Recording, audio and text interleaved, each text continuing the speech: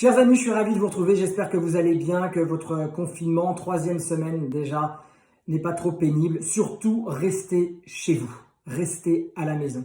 Alors ce soir, une drôle aussi de question que vous m'avez posée. Comment faire quand nous sommes 13 à table? Eh bien effectivement, je pense que le confinement et le rassemblement de personnes font que pour beaucoup d'entre vous, vous pouvez vous retrouver pour les déjeuners et les dîners à 13. Alors c'est une superstition, plus qu'un art ou qu'un code de bonne manière, une superstition selon laquelle la 13e personne à table va mourir dans l'année. Donc effectivement, c'est pas très drôle.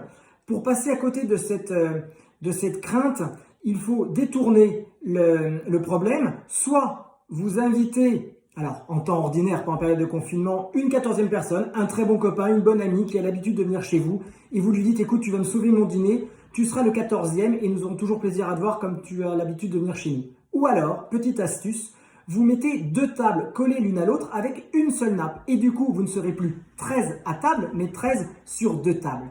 D'où vient cette superstition? Alors, c'est une superstition que l'on retrouve dans la Bible. Le dernier repas de Jésus, la scène, repas pendant lequel Jésus avait réuni ses apôtres, les 12 apôtres, et bien l'un d'entre eux, Judas, son plus fidèle compagnon, l'a trahi et l'a empoisonné.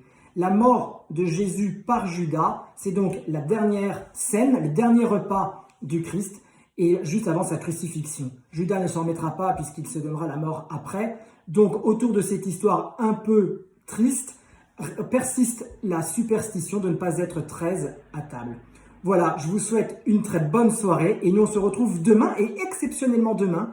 Ce sera un live, donc connectez-vous, je serai là à 19 h en live, vous pourrez me poser vos questions et nous échangerons ensemble. Bonne soirée, à demain.